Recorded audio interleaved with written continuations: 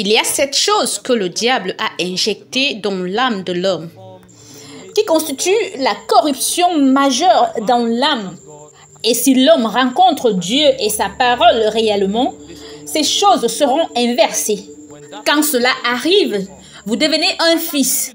Je ne puis les enseigner maintenant, mais je vais les mentionner afin que vous les dessiniez comme des alertes rouges et vous saurez comment les éviter.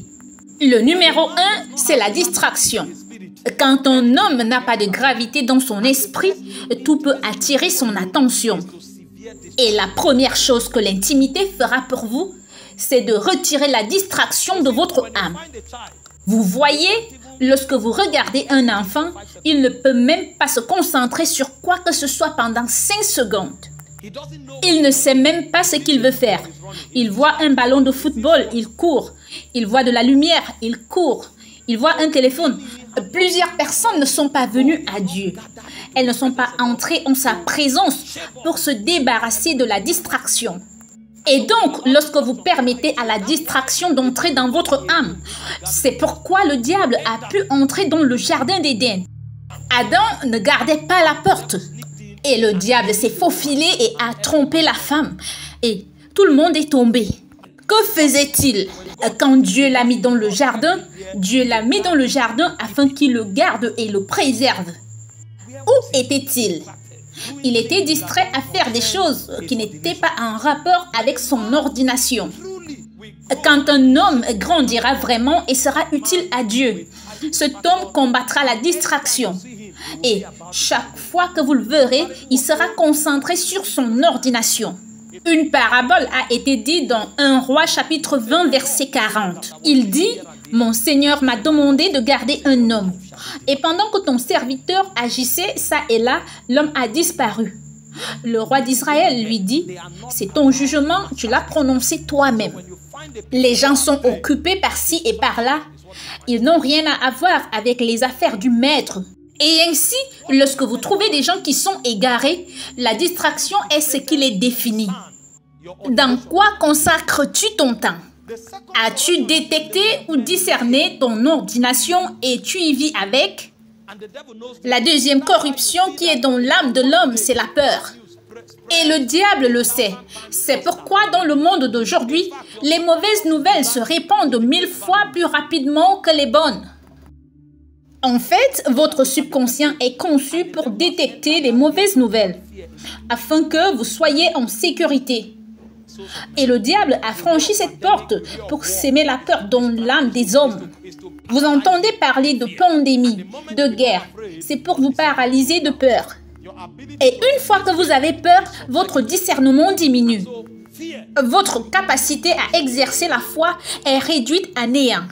Et alors, la peur est une corruption dans l'âme des hommes. Numéro 3, c'est la convoitise et la charité. Lorsqu'un homme devient charnel et luxurieux, il ne peut plus recevoir les choses que Dieu a mises à sa disposition. La Bible dit dans 1 Corinthiens chapitre 2 verset 14, « Mais l'homme animal ne reçoit pas les choses de l'Esprit de Dieu, car elles sont une folie pour lui, et il ne peut les connaître, parce que c'est spirituellement qu'on en juge. Et alors, il devient aveugle. Il ne peut plus capter les vibrations de Dieu. Et parce qu'il est aveuglé, il ne peut pas participer à la communauté d'Israël, ni faire partie de l'armée de Dieu. Ces choses que nous avons apprises ici aujourd'hui ne signifieront pas grand-chose pour certains. Savez-vous pourquoi?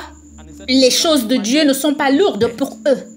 Ils sont charnellement affectés. La Bible dit, et l'affectation de la chair, c'est la mort. Donc, ils sont morts, bien que marchant. La quatrième corruption dans l'âme des hommes, c'est l'égoïsme et l'égocentrisme. Ils ne pensent qu'à eux.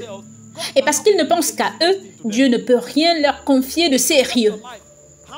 Lorsque vous examinez votre vie, combien pouvez-vous avoir pour vous-même? De quoi avez-vous besoin? Il dit, si vous avez de quoi vous habiller, vous avez de quoi manger et où reposer la tête, vous devez vous en contenter. Et vous voyez, lorsque l'égoïsme arrive, vous ne pouvez pas regarder votre frère. Vous ne pouvez pas penser à votre frère. Et parce que vous ne pouvez pas penser à votre frère, vous ne pouvez pas faire partie de l'agenda de Dieu. Parce que tout ce qui concerne Dieu commence par notre. C'est notre Père et non mon Père. Vous n'entendrez jamais mon Père qui est aux cieux. C'est notre Père qui est aux cieux, que ton nom soit sanctifié. Et un homme égoïste ne peut pas voir plus loin que le bout de son nez. Et parce qu'il est trop égocentrique, Dieu ne peut pas l'amener à faire partie d'un programme qui a ses racines dans l'éternité. Et parce que le diable le sait, il a planifié l'égoïsme en les hommes. Le principe du monde est que obtiens tout ce que tu veux et prends tout ce que tu obtiens. Tout est à moi et à moi seul. Mais ça, ce n'est pas l'agenda de Dieu. Lorsque vous entrez en Dieu, vous vous intéressez aux autres. L'altruisme est ce qui définit la modalité opérationnelle de Dieu. La cinquième chose, qui est la corruption de l'âme, c'est l'orgueil. Et c'est pourquoi Dieu ne peut pas promouvoir les gens, quand bien même ils sont très doués. Car c'est Dieu lui-même qui vous brisera. Il dit qu'il exhorte les humbles, mais qu'il brûle les orgueilleux. Une fois que l'homme permet à cette iniquité de pénétrer son âme, il devient ennemi de Dieu. Peu importe combien il est bon, Dieu ne peut pas l'utiliser parce qu'il devient son propre Dieu. Et parce que le diable le sait, le diable va choyer notre orgueil pour s'assurer que nous pensons que nous sommes meilleurs. Il dit qu'il y ait donc en vous cette pensée qui a aussi été en Jésus-Christ. Il dit lequel, existant en forme de Dieu, n'a point regardé comme une proie à arracher d'être égal avec Dieu, mais s'est dépouillé lui-même en prenant une forme de serviteur, en devenant semblable aux hommes. Et après avoir accompli sa mission, la Bible dit, c'est pourquoi aussi Dieu l'a souverainement élevé et lui a donné le nom qui est au-dessus de tout nom, afin qu'au nom de Jésus, tout genou fléchisse dans les cieux, sur la terre et sous la terre. Et que toute langue confesse que Jésus-Christ est Seigneur, à la gloire de Dieu le Père. La Bible dit que le fondement de toute crise, le fondement de toute contestation, c'est l'orgueil. La crise n'est pas le produit d'un malentendu. La crise est le fruit de l'orgueil. Peu importe la difficulté du problème, si le malentendu est le seul problème, il peut être résolu.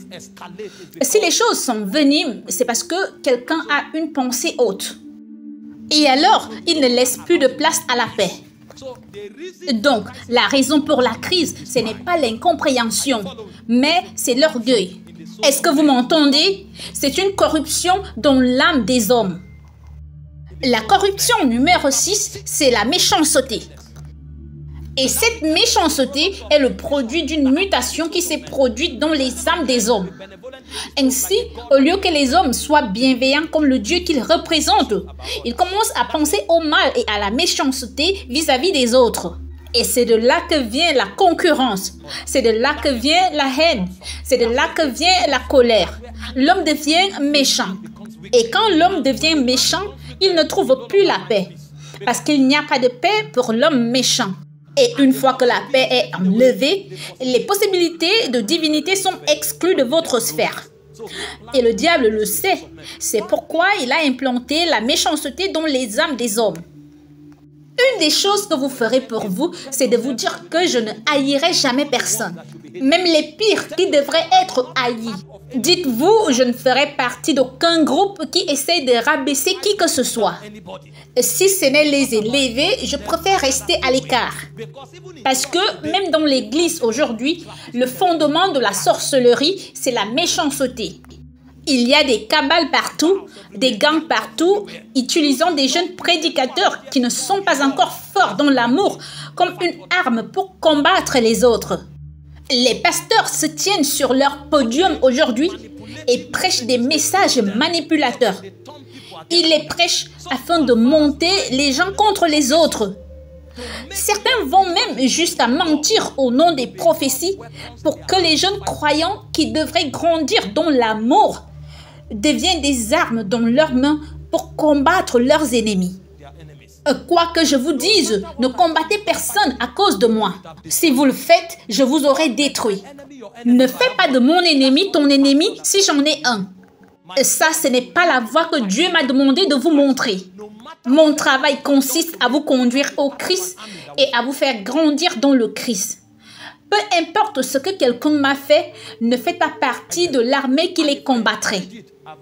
Et si j'encourage cela, je perds ma mission, parce que ce n'est pas la raison pour laquelle je suis venu. Et c'est ce qui s'est passé en Corinthe. Ils se sont regroupés et certains ont dit qu'ils appartenaient à Apollo, d'autres à Paul et d'autres à Céphas. Et ils pensaient que les apôtres seraient contents, parce que dans notre génération, quand vous dites que vous appartenez à ce camp, que vous appartenez à ces gens, ils sont contents. Et alors, ils enseignent aux gens comment prendre des armes pour combattre les autres croyants. Alors que le diable sait que notre arme la plus redoutable est l'unité. La Bible dit, là où 2 ou 3 s'assemblent en mon nom, je suis au milieu d'eux. Tout ce qu'il lit sur la terre est lié dans le ciel. Et il sait que lorsque l'unité est brisée, nous sommes impuissants et sans défense. Et c'est pourquoi il s'immisce dans notre méchanceté et nous permet d'utiliser l'influence et la plateforme précieuse que Dieu nous a donnée pour former des armées et nous battre. La méchanceté, c'est de là que vient la sorcellerie, la manipulation. Et ce que nous dépensons pour satisfaire notre ambition est le destin des autres. Les jeunes qui ont un grand potentiel en Dieu, au lieu de leur apprendre à se battre et à défendre l'intégrité de Dieu, nous manipulons leurs esprits et les transformons en armée. Une armée qui se bat pour nous défendre. Et ce sont des problèmes que nous aurions réglés si nous étions humbles. Et alors, vous réalisez qu'après 10 ans, 10 000 jeunes qui ont commencé à prier et à chercher Dieu, seuls 3 d'entre eux sont devenus pertinents. Et vous vous demandez où sont les autres? Lorsque vous êtes allé à ce monde de prière, vous étiez 50. Où sont les 49? Pourquoi n'y a-t-il qu'une seule voix qui s'est élevée? Parce qu'ils sont devenus une armée qui se bat pour l'intérêt d'un autre homme. La méchanceté. Et enfin, la corruption dans le cœur des hommes. C'est la religion. S'il vous plaît, refusez d'être religieux. Ne priez pas pour créer une impression. Ne citez pas les Écritures pour paraître spirituel. Poursuivez Jésus. Laissez le Saint-Esprit vous guider et passer sous l'autorité du monde. Ne vivez pas. Le christianisme, ce n'est pas les émotions. Les émotions y sont impliquées, mais c'est plus profond. Lorsque vous faites quoi que ce soit, vérifiez les Écritures. Cherchez ce que les Écritures disent à propos. Cherchez à savoir comment les Écritures disent de le faire. Et découvrez les résultats que les Écritures disent que vous obtiendrez en le faisant. Et alors, vous cesserez d'être un homme religieux. Si les Écritures disent que la prière est une chose, sachez-le. Et alors, trouvez comment prier. Et quand vous priez, vérifiez les résultats que la prière commande. Si ces 3 choses ne sont pas en place, vous êtes un homme religieux. Ne faites pas les choses qui vous plaisent.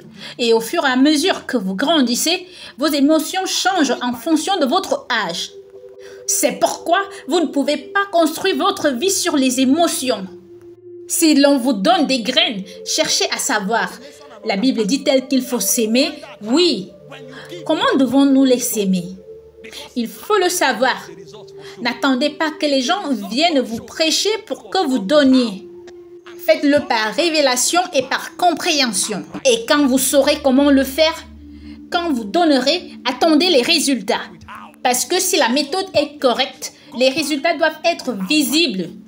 Si les résultats ne sont pas apparents, ça veut dire qu'il y a eu un problème avec comment.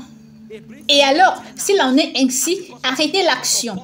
Revenez en arrière et faites en sorte que le comment soit correct. Parce que vous pouvez penser, regardez ce que fait la religion. La religion vous punit. Elle entraîne beaucoup de pénitence. Et Parce que vous faites beaucoup de punitions, vous supposez que Dieu va regarder cela. C'est pourquoi Paul dit dans Colossiens chapitre 2, verset 18, qu'aucun homme, sous une apparence d'humilité et par un culte des anges, ne vous ravisse à son gré le prix de la course, tandis qu'il s'abandonne à ses visions et qu'il est enflé d'un vain orgueil par ses pensées charnelles. Il dit, cela ne produit pas de résultat. Je ne parle pas contre le sacrifice. Il y a une place pour le sacrifice. Tout ce qui a ses racines dans l'émotion n'a pas de révélation dans la parole. Dans le contexte du Nouveau Testament, c'est de la religion. Et c'est ce qui tue beaucoup de gens. Et savez-vous le but de la religion? C'est de vous faire paraître important. C'est de vous faire paraître significatif. C'est la voie des pharisiens. Si vous servez Dieu correctement, Dieu vous brisera. Si vous le faites à la manière de la Bible, il vous humiliera. Toute activité spirituelle que vous faites et qui vous rend puissant, la corruption y est entrée. Que ce soit la prière, la prédication, le don, du moment où ça vous rend puissant, ça c'est la religion. Si c'est Christ, cela vous rendra humble. Parce que ayez en vous les sentiments qui étaient en Jésus-Christ.